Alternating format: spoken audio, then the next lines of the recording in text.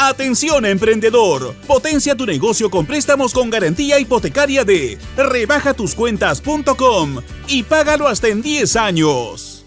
Hoy estamos en Todo se Sabe con el ex Contralor General de la República, Fuad Curi. Señor Curi, ¿cómo está? Muy buenas noches. Buenas noches, Omar. A ver, es importante entender este punto que se está discutiendo en el Tribunal Constitucional, ¿no? Una ley que se dio para darle, entendemos, mayor poder sancionador o poder sancionador a la Contraloría General de la República. Esto se presentó una acción de inconstitucionalidad en su momento, pero, a ver, en una simple lógica, uno diría, la Contraloría General de la República, el órgano de control, tendría que tener pues un rol sancionador, si no, ¿para qué soy Contraloría?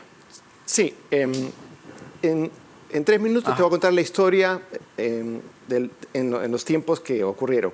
En el año 2010, la Contraloría consiguió la capacidad para sancionar. Ajá. Antes la sanción la tenían las entidades del Estado, lo cual nunca había sanción, es decir, la autoridad no sancionaba nada. Entonces se consiguió en el Congreso del año 2010, en noviembre se consiguió la ley 29622. Perfecto. En el año 2016-2017, el Colegio de Abogados de Arequipa interpone una acción inconstitucional contra la ley, contra la capacidad y la potestad sancionadora de la Contraloría por conceptualizar de que la Contraloría no podría fiscalizar y sancionar al mismo tiempo.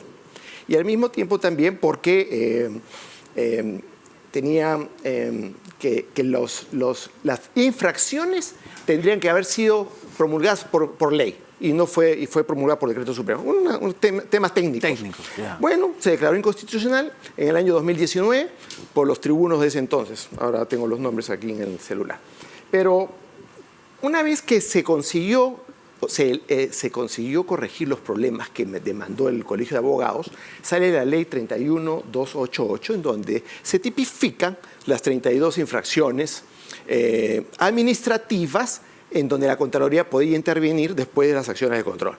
Sin embargo, 4 días antes, en el último Consejo de Ministros del señor Sagasti, se aprueba incorporar otra acción de inconstitucionalidad contra la nueva ley que aprobó el Congreso por insistencia, que es la 31288, donde se corrigen los problemas de la acción de inconstitucionalidad presentada por el Colegio de Abogados y aprobada por el TC. Entonces se presenta una nueva acción de inconstitucionalidad. ¿Y cuáles son los argumentos del Ministro de Justicia, del señor Sagasti, que fue presentado por el procurador de ese entonces, 2 días antes que termine la función del señor Sagasti? Por decir que había confusión en la norma y que igual había que revisarlo. Entonces, ahorita el Tribunal Constitucional, después de 3 años, va a decidir si es que acepta o no acepta la inconstitucionalidad. Yo lo que quiero mencionar, por la experiencia internacional que hay, los tribunales de cuentas y otros organismos de control tienen capacidad para sancionar, para multar, para embargar. Justo estaba revisando jurisprudencia comparada. Entonces, en ese sentido, lo que yo creo que hay una fuerza atrás que quiere que la Contraloría no tenga esa capacidad que tiene que tenerla. A ver, estamos en un momento en donde hemos visto los comentarios ayer del Contralor General de la República, donde ha aumentado la corrupción sostenidamente, ¿no es cierto? Y en ese escenario, cuando yo me he pasado el día leyendo los contenidos de las acciones de inconstitucionalidad y las resoluciones del Tribunal Constitucional, yo realmente me sorprendo de ver que no se entiende el tamaño, el problema de la corrupción. Pero para ponerlo en términos muy prácticos, ¿qué pasaría el día de mañana si es que el Tribunal Constitucional decide dar la razón a esta acción de inconstitucionalidad y declara inconstitucional esa ley? ¿Qué no va a poder hacer el día de mañana la Contraloría, en concreto? En concreto, la lucha contra la corrupción va a ser afectada. Segundo, quien va a tener nuevamente la responsabilidad para sancionar es la misma entidad. Ya te imaginas un alcalde, un gobernador regional o un ministro que pone a su equipo y de pronto comete una infracción administrativa grave. El gerente comete una acción... Incluso un acto de corrupción, la sanción administrativa tiene que hacerla la autoridad. La autoridad. Claro, cosa que la experiencia nos ha dicho 100 veces que no se sanciona, ¿no es cierto? Por eso el Congreso del año 2010, casi por unanimidad, aprobó la transferencia de esa capacidad a la Contraloría. Bueno, claro, no había otra entidad donde podría encajar mejor, ¿no es cierto? Hoy por hoy, para que lo entienda la gente, hoy por hoy, si ese gerente municipal de la alcaldía de, por decir cualquier nombre, Chumbilcas, Sí, claro. listo, ha cometido claramente un acto de corrupción que la Contraloría ha logrado detectar. Y aquí está el informe de control. Entonces la Contraloría lo que puede hacer es multarlo y sancionarlo sacándolo de la función pública. No, la Contraloría no puede multar. Lo que hace es presentar la carpeta o la denuncia a la Fiscalía por corrupción, tipificándola, y por otro lado, enviarlo al tribunal sancionador de la Contraloría. Pero no es de la Contraloría, es un concepto que no lo entiende, es independiente, es autónomo. Te cuento, el primer presidente del tribunal sancionador fue el constitucionalista Aníbal Quiroga. Ajá. El segundo fue el señor, un laboralista de primer nivel, Juan Dolorier. O sea, además, el perfil que tienen que tener los miembros del tribunal son, pero muy, muy sólidos desde el punto de vista de integridad. Y es súper independiente. Y son independientes porque ellos manejan, el Contralor no participa en absolutamente nada, ni los auditores. Simplemente elevan los documentos. Ese tribunal sí puede inhabilitar a ese funcionario público. Las sanciones van desde sanciones graves a muy graves. Desde inhabilitarlos del sector público, inhabilitarlos de la función pública, por supuesto. Perfecto. Entonces, si se declara inconstitucional la norma, entonces ya no van a poder hacer eso. No. Lo va a tener que hacer el mismo alcalde que quizá llevó a su gerente. Claro. Pero si eso ¿De está... qué estamos hablando? Está recontra comprobado que eso hoy en día, obviamente, no va a ser así siempre, tengo la esperanza, pero hoy en día la corrupción es sistémica, está en todos lados, en otros niveles de gobierno, es transversal, es el resultado de la situación de inseguridad, tiene que ver para mí por la corrupción, porque no tenemos una policía que pueda ser capaz de enfrentarlo. Mira, es una paradoja. Sí. Por un lado hay gente que proclama la incorporación del modelo Bukele, ¿no es cierto? Claro. Y por otro lado tenemos gente que proclama, o abogados, instituciones, que proclaman debilitar las instituciones desde el punto de vista de la lucha contra la corrupción. O sea, no veo ningún sentido.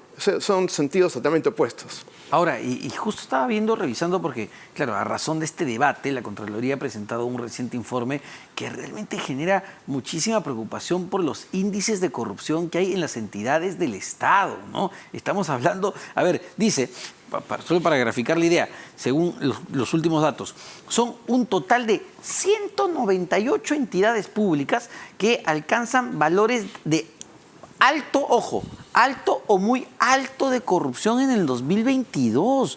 Es un montón. El Contralor ha dicho que, según los indicadores analizados, el 38.4% gobiernos regionales, 37% gobiernos locales y 23% gobierno nacional. Es decir, la mayor corrupción es la que está en los subnacionales. Sí, en tamaños de dinero creo que en el Ejecutivo claro, está... Pero en número... Los megaproyectos claro, están... Claro. Pero en volumen de gentes, de denunciados, están en los subnacionales, ¿no? En los gobiernos provinciales y distritales y gobiernos regionales. Aquí tenemos un problema que los presidentes de la República no han asumido que el problema hay que enfrentarlo de una manera diferente como se ha enfrentado en los últimos 30 años. Queremos seguir enfrentando, o sea, ha cambiado, hemos pasado de la época de informática a la época de la realidad virtual, estamos ahora con la inteligencia artificial y queremos seguir enfrentando a la corrupción y a la delincuencia con los mismos métodos. Entonces, hay que empezar a traer a los mejores. Hay que, en los temas de inseguridad, de seguridad ciudadana y los temas de corrupción, que son para mí los dos principales problemas del país, hay que reinventarnos como país y no copiar cosas que en este país no funcionan. No, acá el tema ya se ha mencionado más de una oportunidad, es imposible aplicar en la costa sierra y selva el tema el modelo Bukele, por más que insistan. Lo que sí hay que fortalecer a la policía, hay que entrenarla y obviamente sí se sabe, todo el mundo está, el otro día escuché a un alcalde que sabe dónde están las zonas rojas, ya pues, que la policía sabe, tiene su departamento de inteligencia. En ese sentido yo creo que más allá de Enrique graficó perfectamente lo que está sucediendo con la política. Todo se ha politizado. Sí. Entonces, mientras la política quiera manejar la gestión pública, seguridad ciudadana, conectividad y todos los temas demás, yo creo que la política no resuelve los problemas. Y me permito también aseverar que el tema no son temas legales. Esto es un tema de gestión. Se requiere reevaluar la carrera pública, no hay meritocracia. Mira, la sacada de vuelta que hacen las instituciones ahora que se han definido los perfiles de puestos, le sacan la vuelta a los perfiles de puestos. Y claro, en esa sacada de vuelta de los perfiles de puestos, el jefe, ¿tú crees que lo va a sancionar? Si ellos mismos están jugando con las normas. Porque en el sector público, quienes tenemos amigos, conocemos al menos algo del sector público, sabemos que los perfiles, por ejemplo, se dibujan, ¿no? Te dicen, bueno, ¿qué necesitas? Listo, vamos a hacer a calco y copia. Lo que necesitamos tú, mi amigo, vas a entrar acá a este puesto. Y no hay competencia muchas veces. Ya Servir y la Contraloría y creo que el mismo Congreso ya definieron los perfiles de puestos. Están definidos y hay una cantidad enorme de situaciones que la Contraloría seguro va a pronunciarse pronto, pero no es que le puedan sacar la vuelta. Cuando entró el gobierno del expresidente Castillo, empezaron a violar todos los procedimientos de... Eso ya fue, pues... Entonces ahí es donde salió las normas de los perfiles de puestos y tenían carácter de inamovibles. Entonces ahí tuvieron problemas con la Contraloría y empezaron a jugar con esos temas, claro. Ahora, hay un tema que a veces no termina de entenderse bien si la Contraloría General de la República tiene un rol de fiscalización dentro del Congreso de la República. El contralor Nelson Schack ya anunció que se va a investigar la contratación de la cuñada o la hermana de la madre del hijo del presidente del Congreso, Alejandro Soto, ¿no?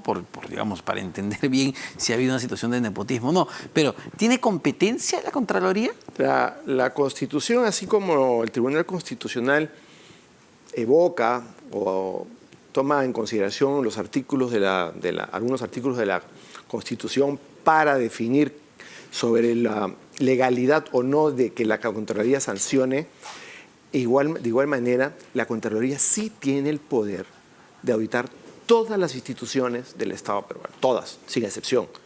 Si puede auditar al presidente de la República, ¿cómo no va a auditar tampoco al Congreso? Es más, la Oficina de Control Institucional, que antes era nombrado el auditor por el mismo Congreso, lo cual era una aberración técnica. Ahora, por lo menos, la Contraloría escoge 3 y la mesa directiva escogerá 1, ¿no? Pero se ha avanzado. Pero igual el Congreso de la República, fíjate lo que ha pasado con... Yo sí creo que el tema Urtecho sí va a afectar. Sí. Sí, yo creo que van a ponerse nerviosos. Si bien lo he mencionado más de una vez, que el sistema judicial y el ecosistema de la lucha contra la corrupción no está funcionando, los casos de corrupción demoran, calculado matemáticamente, como lo está haciendo ahora también el actual Contralor con sus equipos, 8 años y medio dura un caso de corrupción. Promedio. Promedio. Don Fuad, es una barbaridad. Yo le decía a Enrique... Eso es impunidad, oiga, pues. Pero mira, el hombre confesó. Él mismo confesó, dijo, sí, yo le he quitado la plata a mis trabajadores. ¿Y 10 años te tomó cuando ya confesó? No, y en los casos donde los actuales afectados han denunciado a sus jefes congresistas, donde hay pruebas financieras, claro, no tiene que aceptar la culpa, ¿no es cierto? Declaraciones ya está juradas. la evidencia. O sea, las evidencias definen el caso.